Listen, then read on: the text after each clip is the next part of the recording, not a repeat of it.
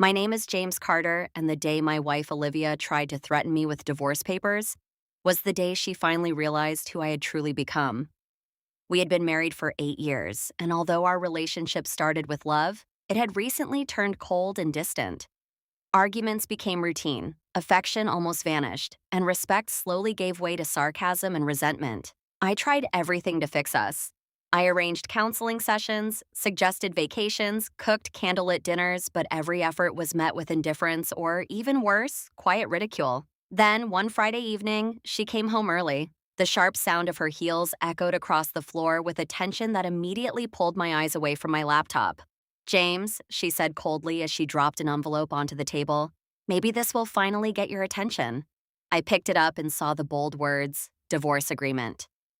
I looked back at her. She stood there with her arms crossed and a faint smirk across her face. "Maybe now you'll understand what you're about to lose."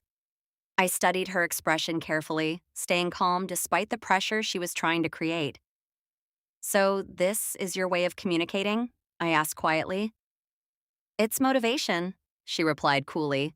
"Maybe now you'll finally fight for me." For a moment, I remained seated, the heavy papers resting in my hands. Then something inside me shifted. I stood up, walked to my desk, picked up a pen, and without saying another word, signed every single page. Her smirk disappeared instantly. "Wait, what are you doing?" "Exactly what you wanted," I replied calmly. "You wanted a reaction. This is mine." I slipped the papers back into the envelope and handed them to her. "If this is what makes you happy, Olivia, then I won't stand in your way." She stared at me in shock, her voice suddenly softer. "James, I didn't really mean—" "No," I interrupted gently. "You meant to control me, to make me afraid. But fear isn't love, Olivia. It's control." That night, I packed a small bag, booked a hotel room, and left. I didn't yell, slam doors, or send angry messages. The silence I left behind spoke louder than any argument we had ever shared. Days turned into weeks. I officially filed the signed papers, but at the same time, I finalized something else too, a deal I had spent months working on.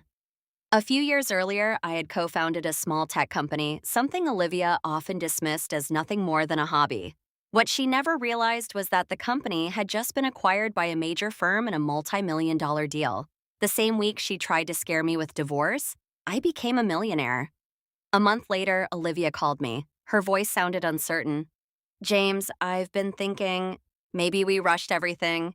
Maybe we should talk."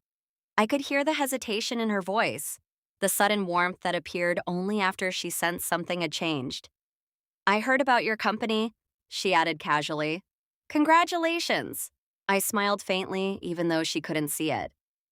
"Thank you," I said, "but I think it's best we go through with the divorce. You were right. It's time we both got what we deserve." There was a long pause, followed by a shaky laugh. "James, I only wanted to scare you, not lose you." "You can't scare someone who has already found peace," I replied before ending the call. 6 months later, I signed the final papers, this time with a calm and steady heart. I bought a new home, traveled for the first time in years, and reconnected with people I had slowly drifted away from while trying to save a marriage that was never truly meant to last. I didn't hate Olivia. Strangely enough, I felt grateful because when she tried to frighten me with loss, she unknowingly freed me from a life built on fear and emotional control. She wanted to teach me a lesson about power, but in the end, I learned something far more valuable. Real strength isn't about winning someone back. It's about knowing when to finally let go.